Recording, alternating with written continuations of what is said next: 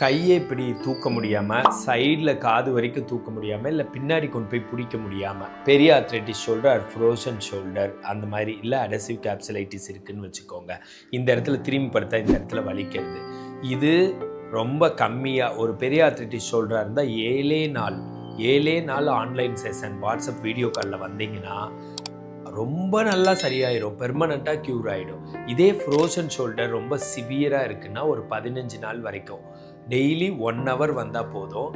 மொதல் நாள் சொல்லி கொடுக்குற எக்ஸசைஸ் 2வது நாளும் ரிப்பீட் பண்ணி 3வது நாள் மனப்பாடமாக செஞ்சு காட்டுவீங்க. அதில் தப்பு பண்ணால் நான் கரெக்ஷன் பண்ணி 4வது நாள் திரும்ப அதை ரிப்பீட் பண்ண சொல்லி நான் அதுக்கப்புறம் அதை ஹோம் ஒர்க் மாதிரி நீங்களே செய்ய சொல்லி நான் 4வது நாள் புது எக்ஸசைஸை இன்ட்ரடியூஸ் பண்ணிக்குவேன். அப்புறம் இப்படியே கொஞ்சம் கொஞ்சமாக எக்ஸசைஸ் 70லேருந்து 120 எக்ஸசைஸ் சேர்ந்து அதையெல்லாம் பண்ணி ஈஸியாக இவ்வளவு தான் ரேஞ்ச் ஆஃப் மோஷன் வருதுனாலே 180 டிகிரி கூட கொண்டு வந்துடுவேன் 15 டேஸில். அதே மாதிரியே எக்ஸ்டென்ஷன் நல்லா கொண்டு வந்துடுவேன், எக்ஸ்டர்னல் ரொட்டேஷன் ஃபுல் ரேஞ்ச் கொண்டு வந்துடுவேன். ரேஞ்ச் ஆஃப் மோஷன் மட்டும் இல்லாமல் இந்த மசில் பவர், டெல்டாய்டோட anterior, lateral, deltoid posterior, biceps, triceps எல்லாமே மசில் பவர் குறைஞ்சிருக்கும். அந்த மசில் பவரையும் ஸ்ட்ரென்தன் பண்ணிடுவேன். ஸ்டார்டிங்கில் சும்மா சொல்லி கொடுத்துட்டு அதுக்கப்புறம் வெயிட் வச்சு, இல்லை வாட்டர் பாட்டில் 1 லிட்டர் அந்த மாதிரிலாம் வச்சு சொல்லி கொடுத்துருவேன். இந்த எக்ஸசைஸ் எப்படி இருக்குன்னா, ஃபஸ்ட்டு நின்றுட்டு செய்கிற லேடர் எக்ஸசைஸ்லேருந்து ஆரம்பிக்கும்.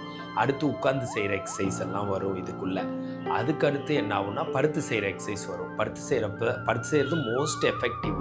இப்போ படுத்துட்டு இப்படி பண்ணுறது, நின்றுட்டு இப்படி பண்ணுறப்போ உடம்பை வளைச்சிக்கலாம். ஆனால் படுத்துட்டு பண்ணுறப்போ உண்மையான ரேஞ்ச் தெரியும். படுத்துட்டு அதுலேயும் மல்லாந்து படுத்துட்டு நேராக ஸ்ட்ரைட்டாக மேலே பார்த்து படுத்துக்கிறது, ரைட் சைட் படுக்கிறது, லெஃப்ட் சைட் படுக்கிறது, குப்புற படுக்கிறது, இந்த மாதிரிலாம் எக்ஸசைசஸ் இருக்கும். இந்த மாதிரி எக்ஸசைஸ் எல்லாம் சொல்லி ஈஸியாக சரியாயிடும். ஹோம் ரெமெடி வேறு எதுவுமே தேவையில்லை. மீறி போனால் வீட்டில் ஐஸ் மட்டும் வைக்கலாம். ஐஸ் 10லேருந்து 15 நிமிஷம் வச்சா, எக்ஸசைஸ்க்கு முன்னாடி வச்சா நல்லா எக்ஸசைஸ் பண்ணுறப்போ வலிக்காமல் இருக்கும். எக்ஸசைஸ்க்கு அப்புறம் வச்சாலும் எக்ஸசைஸ்னால் வந்த ஏதாச்சும் பெயின் வந்திருந்தாலும் போயிடும். பெயின் ஃப்ரீயாகவே க்யூர் பண்ண முடியும். அந்த காலத்துலலாம் இதை போட்டு அமுத்துன்னு அமைத்தி ஐயோ அம்மான்னு கத்துற மாதிரியெல்லாம் செஞ்சுட்டு இருந்தோம் நான் கூட.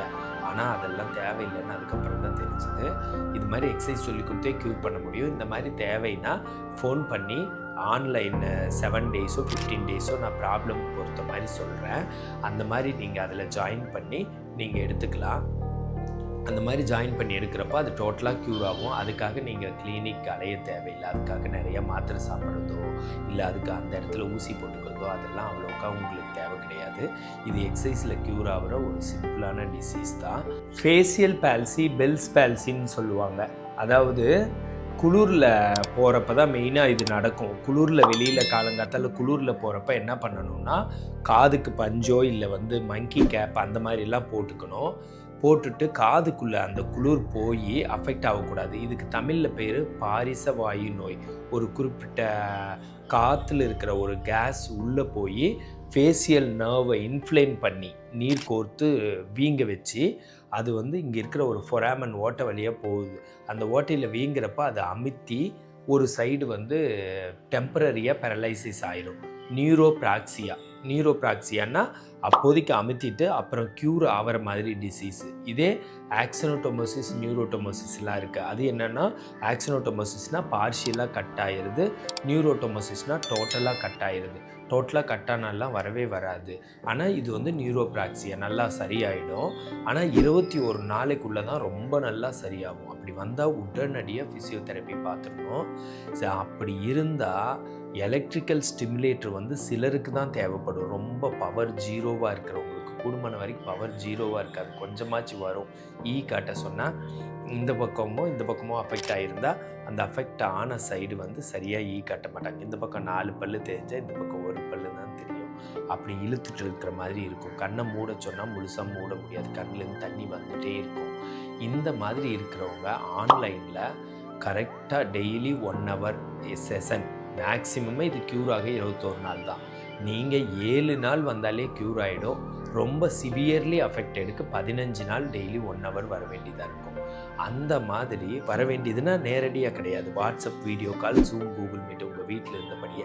அந்த மாதிரி ஃபேஷியல் பால்சி, பெல்ஸ் பால்சி இருக்குன்னா அதுக்கு உண்மையாலுமே சொல்கிறேன், வேறு எந்த ட்ரீட்மெண்ட்டுமே பெருசாக தேவைப்படாதுங்க.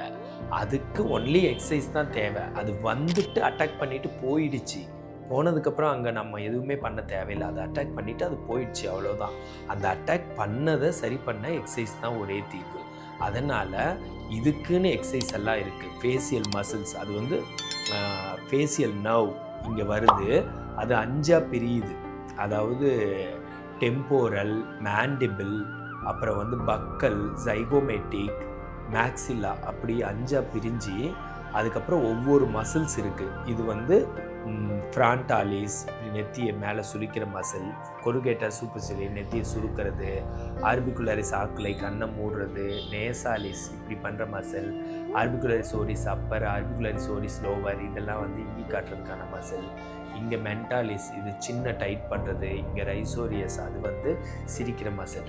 இந்த மசிலுக்கான எக்ஸசைஸ் எல்லாம் சொல்லி கொடுத்து, நல்லா நிறைய எக்ஸசைஸ் இருக்குது. அதை தவிர சுவிங்கம் மெல்லுங்க, பலூன் ஊதுங்க, விசில் ஊதுங்க, எல்லாம் சொல்லி கொடுத்து, அதே மாதிரி கண்ணிலேருந்து தண்ணி வருதுன்னா காட்டன் வச்சு இப்படி மைக்ரோபோர் வச்சு ஒட்டிக்கிறது, தண்ணி ஒழுகாமல் இருக்க அந்த மாதிரி. அப்புறம் வந்து இங்கே ஸ்ப்ளிண்ட் மாதிரி மைக்ரோபோரை வச்சு இப்படி வச்சு அந்த பக்கம் இழுக்குதுன்னா இந்த பக்கம் இழுக்குது, இந்த பக்கம் இழுக்குதுன்னா அந்த பக்கம் இழுத்து ஒட்டுறது. அப்புறம் டூஸ் அண்ட் டோன்ட்ஸ், குளிர்ச்சியாக சேர்த்துக்கூடாது, இதெல்லாம் சொல்லி கொடுத்து இதை க்யூர் பண்ணுறது. இது நிறைய பேருக்கு இப்படி தான் வரும் குளிரில். சிலருக்கு டென்டல் ப்ராப்ளம், சிலருக்கு பிரெயினில் ப்ராப்ளம், அந்த மாதிரியும் வரும். அது ரொம்ப ரேர் தான், 95% இப்படி தான் வரும். ஸோ இது மாதிரி இருந்தால் கிளினிக் போகணுன்னோ, பெருசாக ஹாஸ்பிட்டலில் போய் ட்ரீட்மெண்ட் எடுக்கணுன்னோ, இல்லை எலக்ட்ரிக்கல் ஸ்டிமுலேட்டர் கண்டிப்பாக வைக்கணுன்னோ நினச்சிக்காதீங்க. பவர் 0 to 1க்கு தான் எலக்ட்ரிக்கல் ஸ்டிமுலேட்டர். பவர் 0னா ஒன்றுமே வேலை செய்யாது, அது வந்து உங்களுக்கு வாய்ப்பு இல்லை. மற்றதுக்கு எல்லாமே எக்ஸசைஸ் தான் தீர்வு இதுக்கு.